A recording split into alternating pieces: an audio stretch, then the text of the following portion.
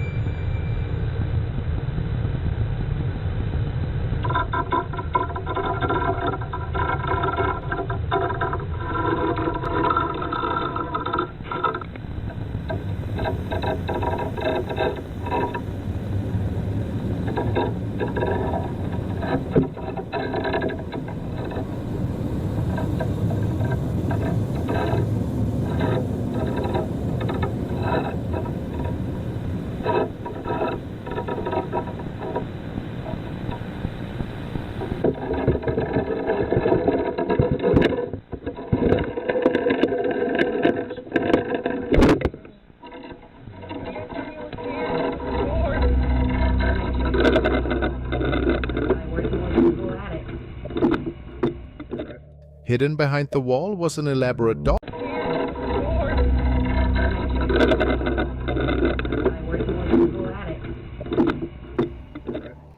بچه‌ها نگاه کنید این خونه چقدر وحشتناکه. یه خونه خیلی کوچولو اونجا هستش با یه سری عروسک ها خود به خود ترسناک هستن. همزمان اگر با دقت نگاه کنید هم یه صدای خیلی بمی میاد و با دقت گوش بدید و هم که یه دری اونجا هستش که اون در خود به خود داره باز و بسته میشه. میبینید؟ و چیزی که جالبه اینه که این تعمیرکار رو نمیدونم داره میبینه این کار میکنه یا اتفاقی دو طرف رو داره نشون میده، هم این ور در نشون میده هم اون ور در نشون میده. اونجا اصلا بادی نمیومده که بخواد اون در رو ببنده و بعد از چند دقیقه یه چیزی میاد جلوی دوربین که واقعا برگای آدم رو میرسونه. نگاه کنید یه موجود کوچولو اما سیاه برای چند ثانیه ظاهر میشه و بعد محو میشه. این خیلی ترسناکه.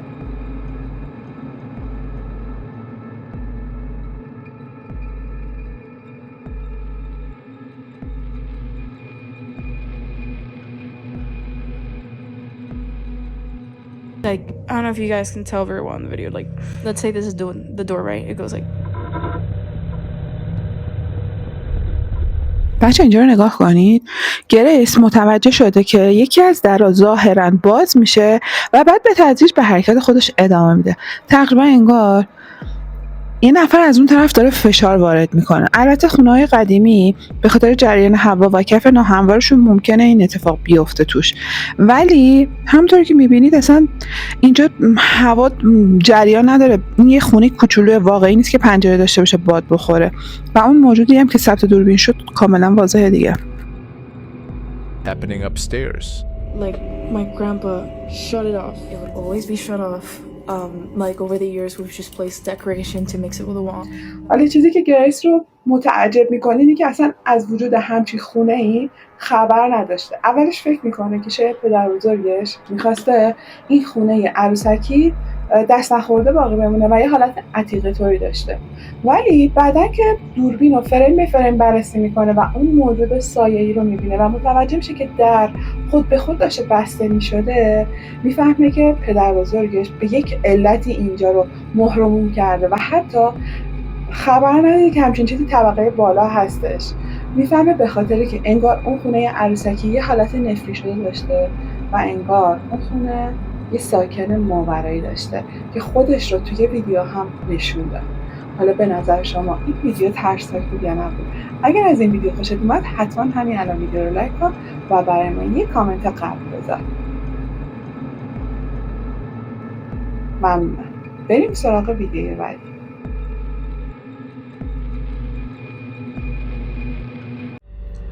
این ویدیو از یک دوربین مداربسته داخل یک خونه هستش و اطلاعات کمی در رابطه با اینکه اینجا دقیقاً چه اتفاقی افتاده هستش. حالا چیزی که ثبت دوربین شده باعث شده که این خانواده بترسن.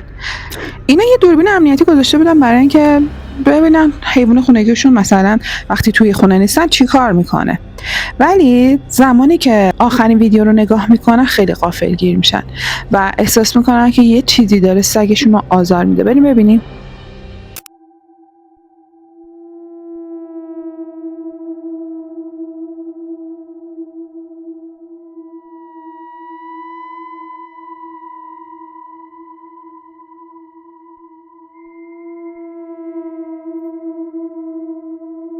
اگر با دقت نگاه کنید اول فیلم میتونیم ببینیم که سگ با دقت انگار به یه جا خیره شده، اما ما چیزی رو توی دوربین نمیبینیم. بعد یه دفعه بدون هیچ هشداری این حیوان به عقب پرتاب میشه، انگار یه چیزی بهش برخورد میکنه.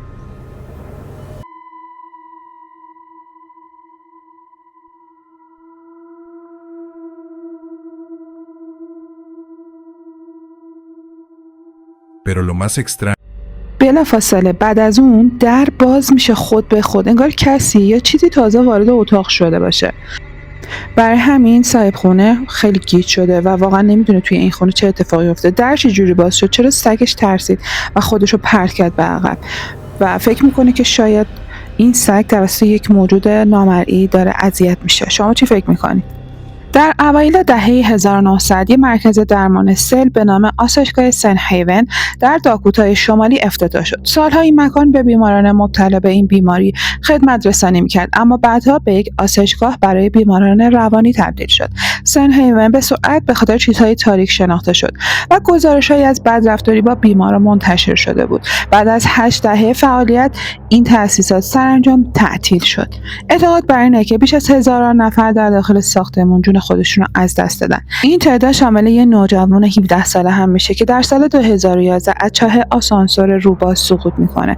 این سازه همکنون در حال فرو ریختنه و هر لحظه ممکنه کل ساختمون بریزه پایین. حالا یه محقق که قبلا براتون ازش ویدیو گذاشتم به نام این پا میشه شبونه میره به اون آسایشگاه تا ببینه که واقعا میتونه چیز غیر عادی رو ثبت کنه یا نه. از همون اول اتفاقات عجیب و غریب شروع به رخ دادن میکنه. بریم با هم ببینیم.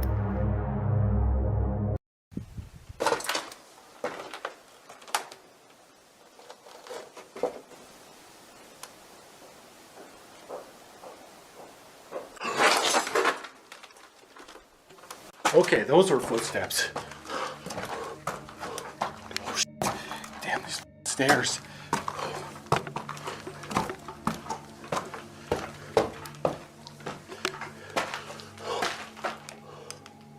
این صدای قدم‌های غیرقابل توضیحی رو میشنوه که توی راهروهای خالی طنین انداز میشه. اون موفق میشه آرامش خودش رو حفظ کنه و به اعماق ساختمون نفوذ کنه و تحقیقاتش رو ادامه بده.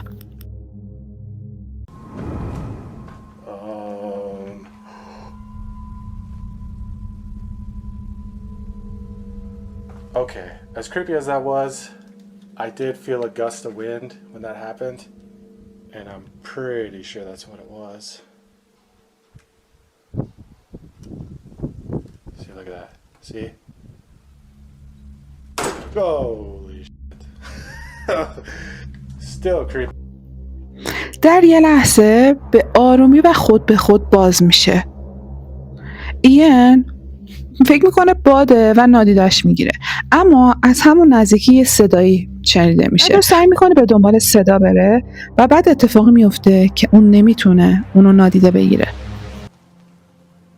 Hello?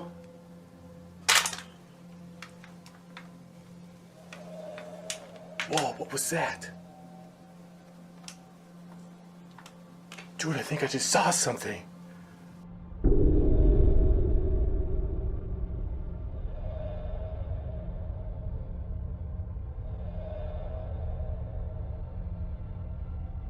Could you appear like that again?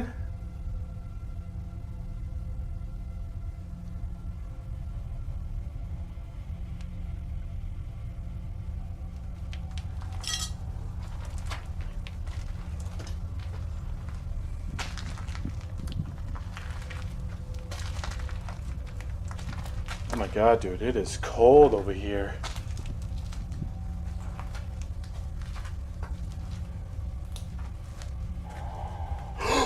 Oh my god, it just went into that room! Dude, it just flew into here. What the?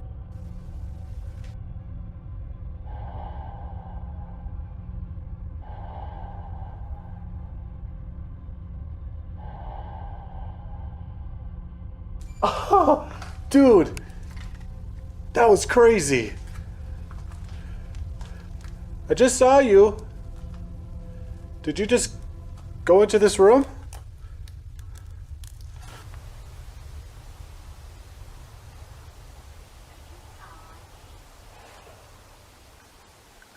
I need to go in there now.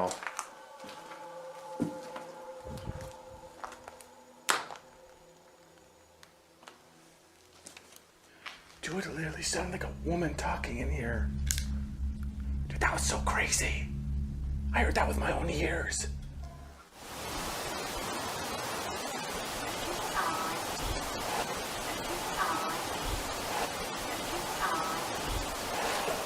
Ma'am? Could you speak again? I think I just heard you.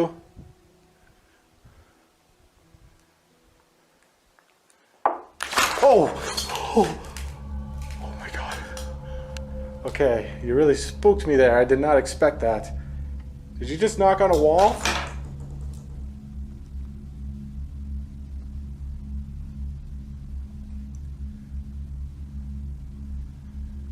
Could you knock on it again?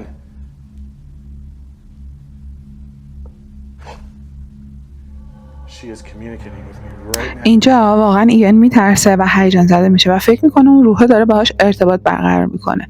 اما همونطور که داره توی ساختمون راه میره یه دفعه اون هیجان به ترس تبدیل میشه، چون درست جلوی چشمش یه چیزی میبینه.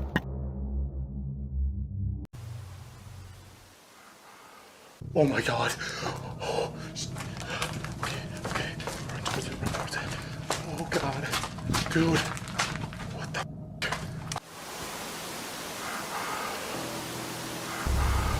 همونطور که شنیدید سکوت اونجا با شنیده شدن صدای کمک یه دفعه شکسته میشه.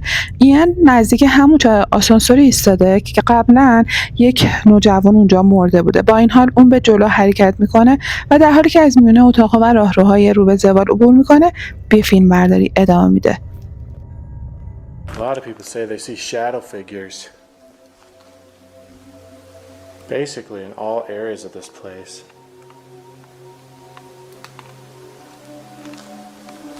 I'm hoping to catch one in a photo.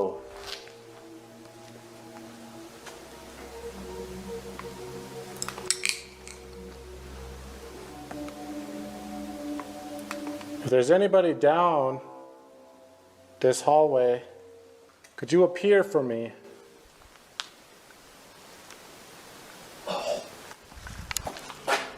What the? What was that? It sounded like a breath.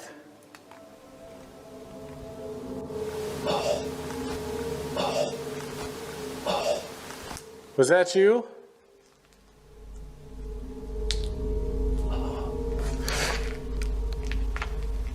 Okay, I'm hearing noises all around me right now.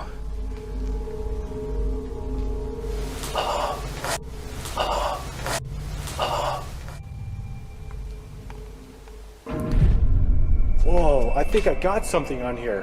Dude, that was like a figure. Oh my god, and it's gone. Dude, I just caught something. It was by that window. Holy shit. Dude, that was crazy. I just caught like a photo.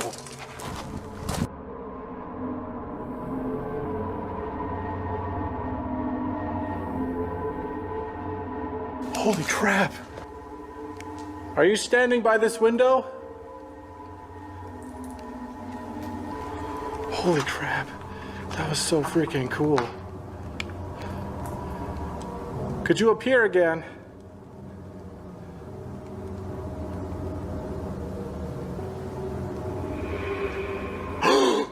Whoa, dude! I just got that on the freaking camera.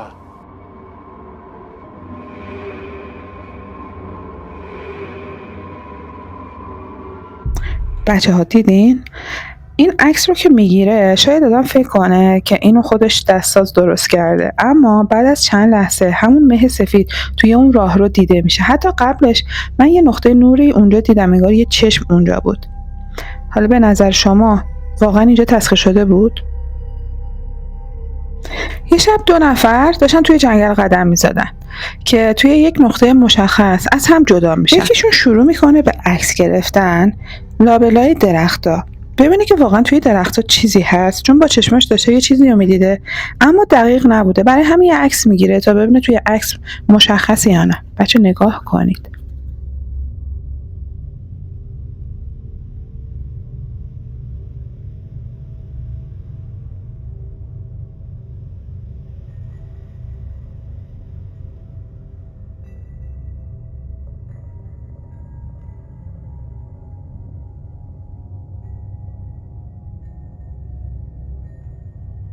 کسی که این عکس رو میگیره شروع میکنه عکس رو با کیفیت میکنه و سعی میکنه که کیفیت تصویر رو بهبود بده و متوجه همین چیزی میشید. موجودی که کاملا مشخصه، صورتش 2 چشم روشن داره و یه تنه داره به اندازه یه کودک، اما این کودک نیست، چشماش و دهنش هم مشخصه.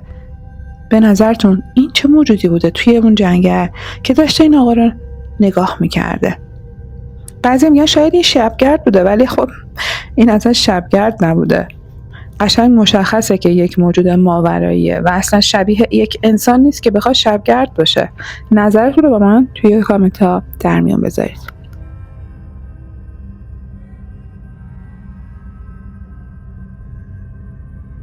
این ویدیو از 2 قبرستونه و چیزی ثبت دوربین شده که نباید اونجا باشه.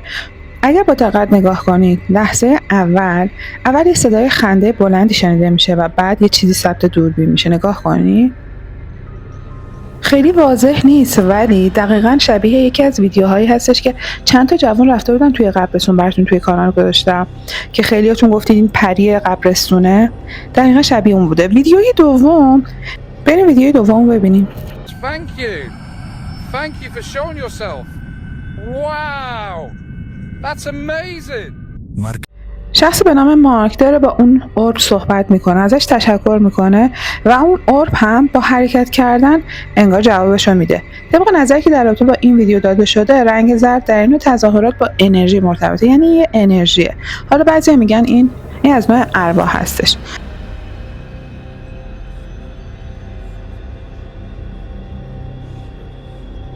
خیلی از شما شاید دیو و والکرات رو بشناسید. اون قبلا توی برنامه‌های فرکانس جن زده اومده بود ویدیو زده. دیو اهل آمریکای جنوبی هستش و حساب کاربریش در رابطه با ویدیو و بازیه. حالا اخیرا متوجه اتفاقات عجیب و غریبی توی اطراف خونه‌ش و محلش شده. اگه یادتون باشه یکی از ویدیوهاشو گذاشته بودم که یه عروسکی رو از یک دستفروشی می‌خره. حالا اینجا گفته شده از یکی از اهالی محل گرفته و این عروسک یه عروسک جن زده هستش. از زمانی که میاره توی خونه اتفاقاتی میفته که واقعا اونو میترسونه. یه روز متوجه میشه که عروسک رنگش تغییر کرده، انگار سر و صورتش سوخته و قرمز شده. توی یه شب خاص متوجه سر و صدا میشه که واقعا وحشت زدش میکنه. بریم ببینیم.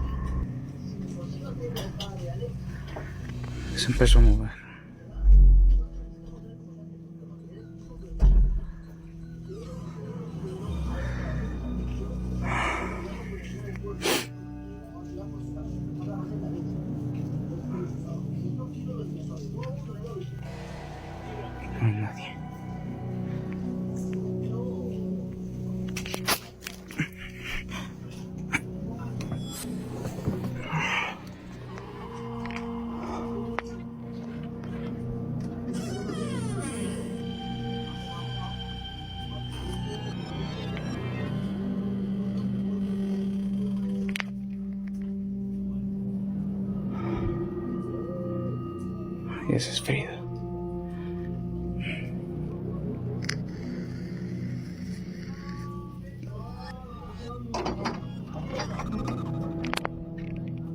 Que no hay nada ni nadie. Eso había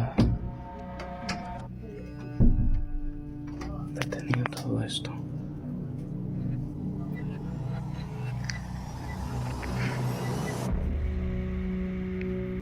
بچه یه لحظه اینجا رو نگاه کنید. یه چیزی میاد جلوی دوربینش رد میشه که اصلا توی ویدیو بهش اشاره نشده. من الان خودم دیدم.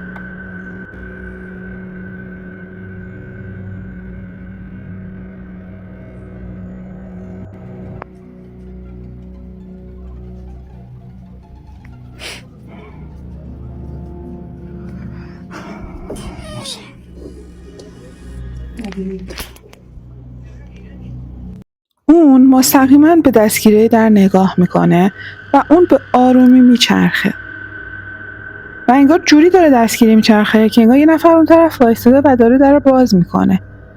بعد اون بلند میشه و میره در رو باز میکنه و نگاه میکنه و هیچ کس اونجا نیست و کاملا توی دوربین داره نشون میده. بچه حالا اینجا رو نگاه کن. یه صورت دیده میشه با 2 چشم، حتی یه چشم هم پایینه، انگار حالا 2 موجوده. حالا این قسمت پایینه براتون فلش میزنم. حالا قسمت بالا رو نگاه کنید. ببینید وقتی در باز میشه انگار یه سایه اونجاه که تیر از سرش خم میشه. ببینید توی وضوح تصویر کاملا مشخصه و حتی من چشماش هم میبینم. دیوید جلو میره و اوضاع رو بررسی میکنه. وقتی که کامل اطراف خونه رو میگیره چیز قشنگی مشخص نمیشه که مثلا بگیم الان توی خونه داره دیده میشه اون موجود، اما چیزایی که قشنگ ثبت دوربین شد واضح بود. هم یه موجودی پایین در بود، هم یه موجودی بالای در بود که چشمش معلوم بود. بعد از اینکه کل مکان رو بررسی میکنه برمیگرده سمت اتاق خوابش. بعد یه صدایی از پشت سرش میشنوه و بعد میبینه روی در نوشتن دیوید. دقیقاً نام واقعی اون، نه نام مستعارش. به نظر میرسه هر چیزی که توی خونش هست کاملا اونو میشناسه. نظر شما چیه؟ رودریگو سید یه هنرمندی اهل مکزیک که در زمینه‌ای به نام مجسمه‌سازی پیکسلی فعالیت میکنه و آثارش واقعا چشمگیر هم هستن. حالا چرا اینا رو گفتم؟ چون اصلا توی کانالش در رابطه با چیزای ماورایی نیست. توی 20 آگوست امسال پا میشه میره به همراه دوستاش توی مترو و توی مکزیکو سیتی و فکر میکنه یه حیوان کوچیک روی ریله. شروع به فیلم برداری میکنه. حالا ببینیم چی ثبت دوربینش شده. No way. It's huge. It's gone, it's gone. Hold on. What the fuck is that? What? What is that thing? Oh, dude, oh, yeah, oh, did you see it? No fucking way, no fucking way, dude. بچه دیدید؟ کجا رفت؟ نقطه‌ای که نور به اون سکو میرسه خیلی عمیق میشه و اون انگار از تاریکی بیرون میاد و دقیق وقتی نگاه کنید اصلا دیگه شبیه حیوان نیست. انگار یه سایه است، سایه یه کودکه و کاملا هم سیاهه. یه بار دیگه نگاه کنید، میاد بیرون تغییر شکل میده. تا اینجا فکر میکنیم سگه، بعد میره جلوتر انگار فقط رو دو پایه، بعد میشه یک سایه سیاه و بعدش هم ناپدید میشه. تا اینجا هنوز مشخصه. میبینید؟ به نظرتون دقیقاً این چی بود؟ اصلا قرار نبوده که همچین چیزی ثبت دوربینش بشه. اون فکر کرده فقط داره از یه سگ که مثلا توی حالا اون ریل گیر افتاده داره فیلم میگیره. حالا بعضی که این ویدیو رو دیدن گفتن که ممکنه یه نفر روی ریل خوابیده باشه، بعد اینا رو دیده پا شده رفته. ولی اگر فرض هم بکنیم که یه نفر روی ریل خوابیده بود الان ترسیده، اون بچه بود. یه بچه نمیاد این کارو بکنه و کاملا هم سیاه بود.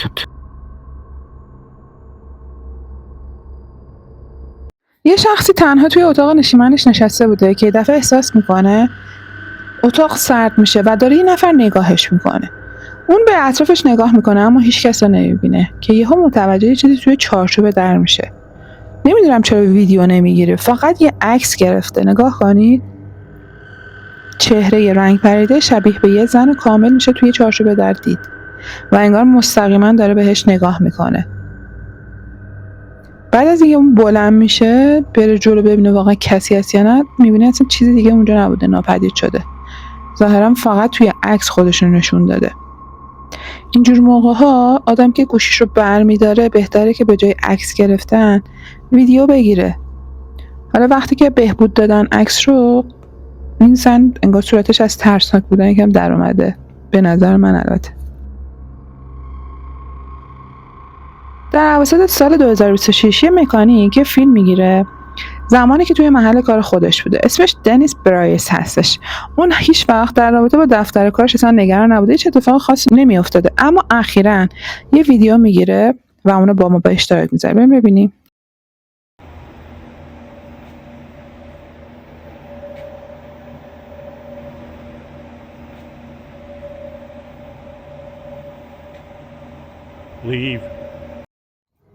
دنیس این کلیپ رو توی صفحه خودش به اشتراک میذاره، کاری که معمولا اصلا انجام نمیداده، اما میخواسته مردم ببینن که اون هفته ها چه چیزی رو تجربه میکرده. اون ادعا میکنه که در حالی که اون در طبقه پایین کار میکنه مدام یه چهره از پنجره دفترش توی طبقه دوم احساس میکنه اونو داره نگاه میکنه. همونطور که دارید میبینید خودش گفته اونجا یه چهره بوده، اما اصلا چهره‌ای دیده نمیشه. حالا نمیدونم شاید شما ببینید، من که نمیبینم. اما دنیس یه ویدیوی دیگه ضبط میکنه و توضیح میده که اینا همه از کجا میاد. بریم ببینیم.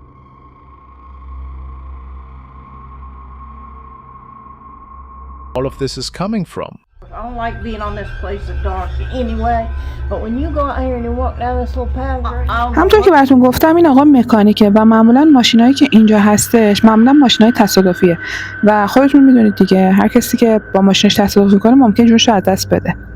حالا اینا رو خودش داره میگه ها. بریم ادامه‌شو ببینیم.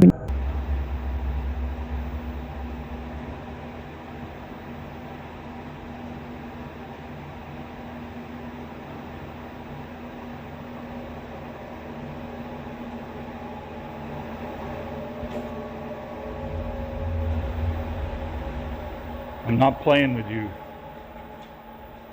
Leave.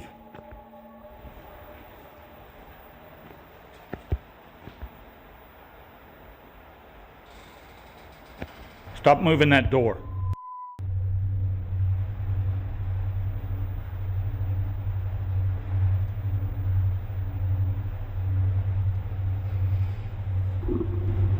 Leave.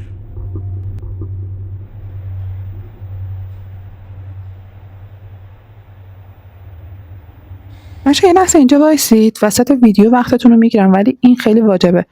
شما چیزی که من میبینم میبینید؟ به نظر میرسه یه موجودی شبیه آدم نشسته که انگار چادر سرشه اما صورتش خیلی تاریکه و 2 تا دست داره و حتی من دیدم انگار دستش تکون هم میخوره. بریم ادامه‌شو ببینیم.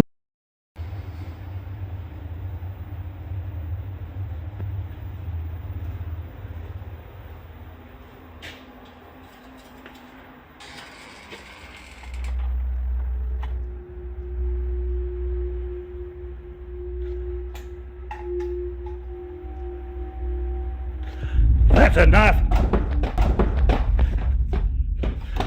Go.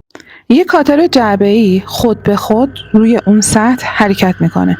دنیس منتظر نمیمونه. خیلی کار عاقلانه‌ای میکنه و شروع به عقب رفتن میکنه و اگر همونجا میمون ممکن بود این چاقوی تاشو بهش برخورد کنه و دقیقاً توی ویدیویی که از دوربین مداربستش پخش شده کاملا مشخصه. نگاه کنید. اینجا وایساده داره فیلم میگیره.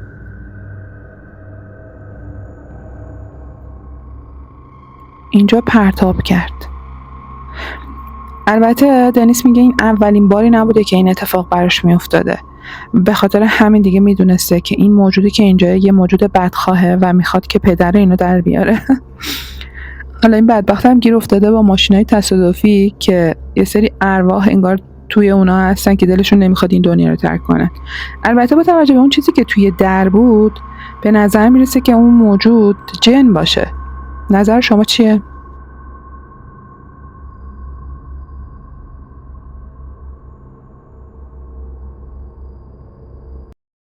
مردی در ویلای احاطه شده توسط جنگل اقامت داشته که اواخر شب یه صدای عجیبی از بیرون میشنوه. کنجکاو میشه ببینه این صدا از کجا میاد. بلند میشه میره روی ایوون و شروع میکنه به فیلم گرفتن.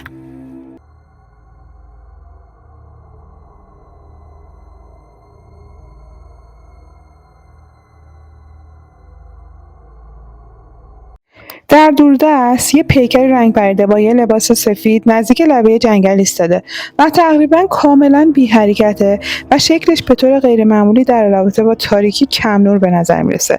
مرد دوربین رو به سمتش نگه میداره و سعی میکنه بفهمه چه کسی یا چه چیزی اونجا ایستاده.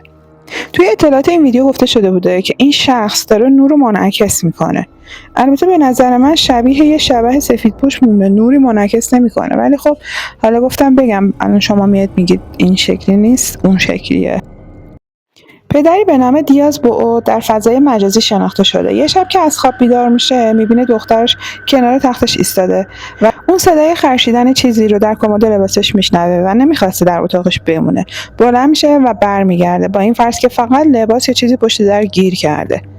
به محض اینکه وارد میشه چیزی به شیشه پنجره گیر میکنه. اون که نمیخواد بترسه گوشیش رو بیرون میاره و شروع به فیلم گرفتن میکنه. It's filming. O sea, no tengas miedo, mami.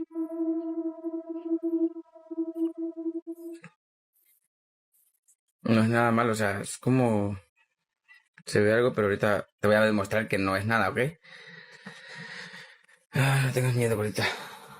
A ver. Se ve aquí. Pero...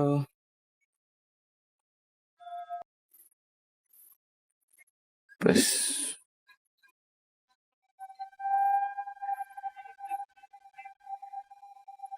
Por eso siempre te digo que cierres ese armario, ¿ok? Cierra el armario. ویدیو از روی یکی از بچه‌هایی که در تخت پایین خوابیده شروع میشه. وقتی به سمت پنجره برمیگرده، کاملا یه هیکل قد بلند در انعکاس تصویر دیده میشه. اون صداش رو آروم نگه میداره و به دخترش میگه احتمالاً چیزی نیست. اون کمد لباس رو باز میکنه، داخلش رو نگاه میکنه اما چیزی نمیبینه. فقط وقتی گوشی رو به سمت پنجره میگیره میبینه اون سایه سیاه دقیقاً اونجاست. دقیقاً بین انعکاس تخت 2 طبقه و انعکاس خودش قرار داره این سایه سیاه. میبینید؟ به نظر من این ویدیو خیلی به واقعیت نزدیکه.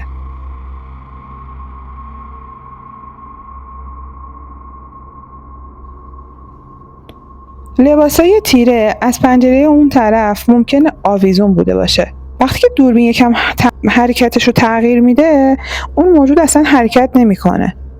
قبل از شروع ضبط یه صدایی توسط یه موجودی توی اتاق شنیده شده بود دیگه، درسته؟ حالا به نظر میشه که کار همون باشه. نظر شما چیه؟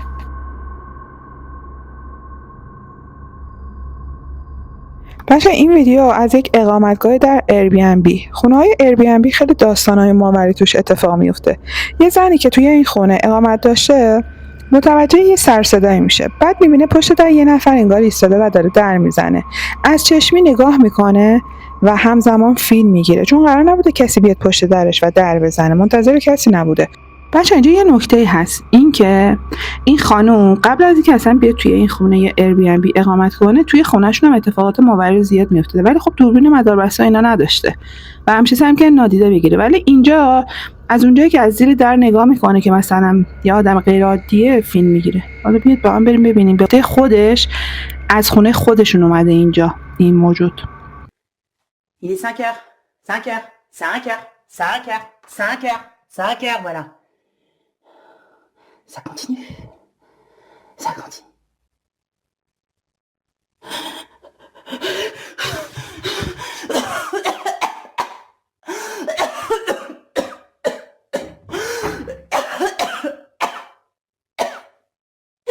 Ah, putain.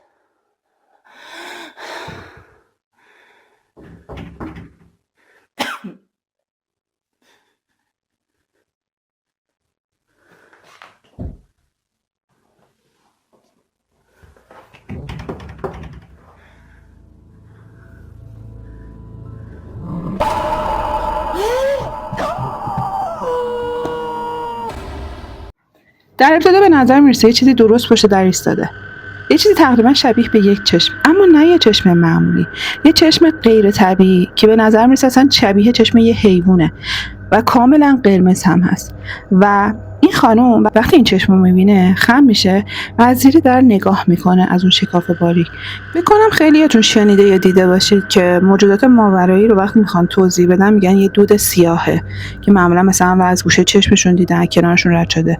اما این دوده یه حالتیه که برای من یکم غیر عادیه. به نظر میرسه دود دستسازه. حالا به هر حال نظرتون رو کامنت کنید برام. این ویدیو از 2 تیم جستجوگره که با هم دیگه همکاری میکنن و ویدیو میگیرن. یکیشون از مینسوتا هستش و یکی هم انجمن ماورطبیعی ادیسه هست. حالا برخوردهای عجیب و غریبی که توی مکانهای متروکه میبینن رو ضبط دوربین میکنن. در ماه می 2015 یه اتفاقی میفته توی یک خونه‌ای که مشخص میشه اون خونه جن زده است. یکی از اعضای تیم به نام شامون هر چیزی رو که ممکن اونجا باشه صدا میزنه و ازش میخواد که خودش رو معرفی کنه.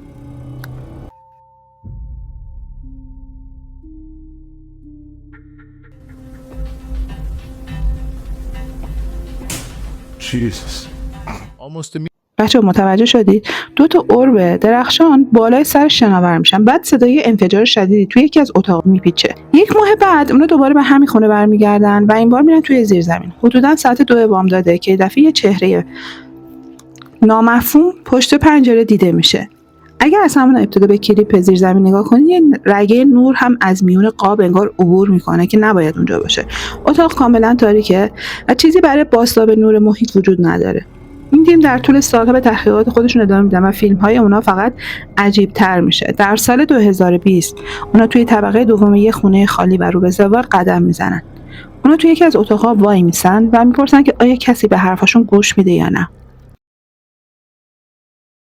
انگار به خاطر کپی رایت صدای ویدیوی اصلی قطعه. اینجا یه صدایی میاد که انگار صدای یک زنه. خیلی صداش دوره اما واضح هستش. از جای پایین‌تر توی ساختمونه. متاسفانه چون صداش قطع بود مشخص نشد چی گفت، ولی ویدیوش تموم شد. اگه ادامه داشته باشه براتون حتما میذارم.